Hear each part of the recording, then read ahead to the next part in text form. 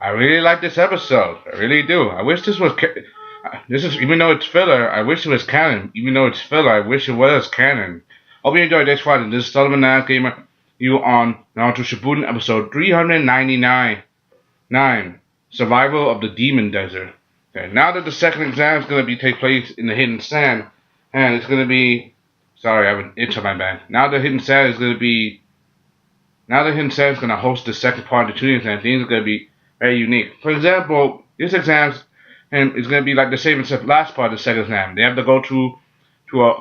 They have to collect two scrolls, heaven and earth, from opposing teams, and they have to get to the mid and from the starting line to the middle to a tower.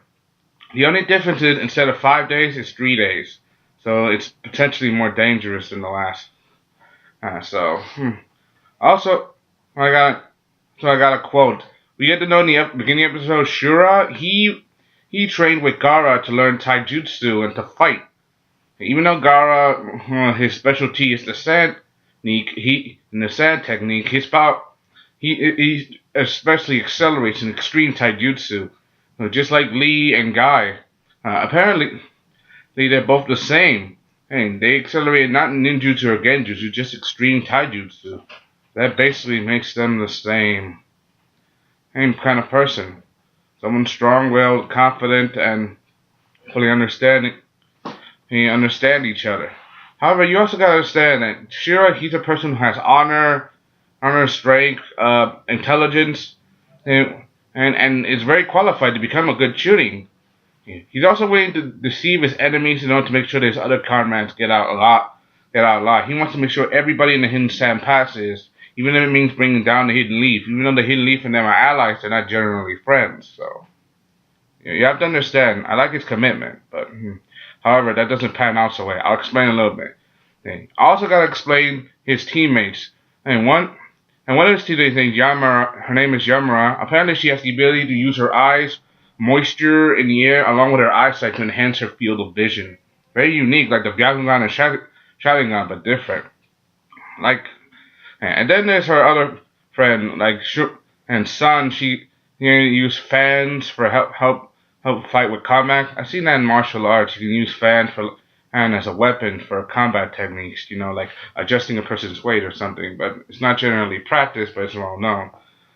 So I gotta admit, I do like this episode. However, teams don't exactly. This place is basically enemy territory. If they were in the Hidden Leaf, then Team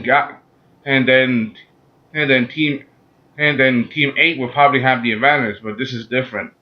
Now that they're in the sand, they have no place they have no idea how to handle the situation, and things are a lot trickier here. And you have to understand, and it's not going to be easy for them. I mean, the first tuning exam wasn't easy. It's not going to be the same for this one.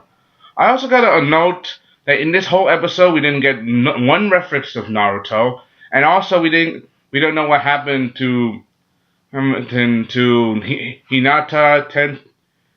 We didn't know what happened to Hinata, Kiba, or Shino. We haven't heard from them in the entire episode. This whole episode is about Neji and his team, and not even from Sakura, Choji, or Ino.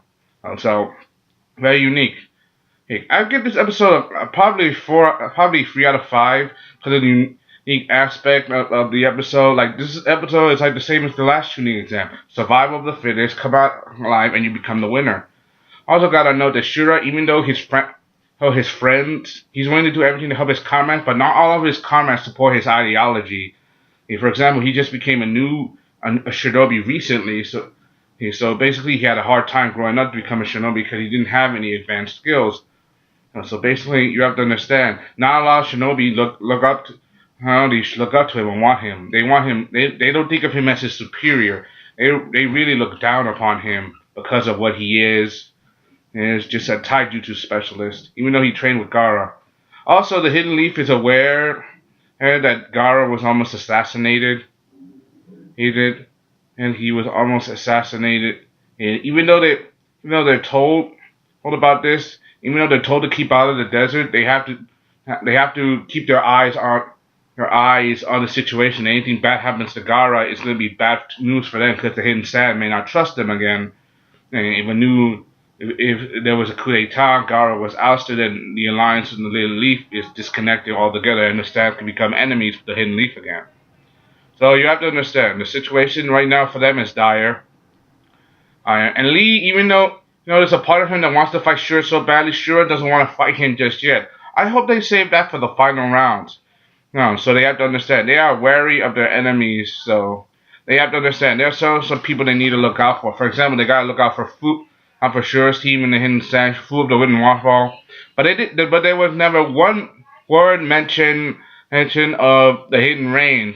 And so basically, the Hidden Rain, they're still skeptical about them. They're still in the dark about their abilities, and to be honest, so are we. So they have to understand. This episode, I gotta give a good point. Right? I really wish this was a full canon episode.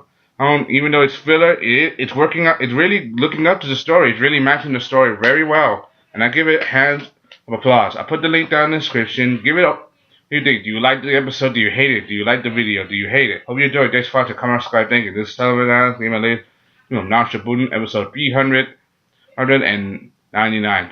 We're like one episode away from 400. So okay, thank you. Thanks for watching. Bye.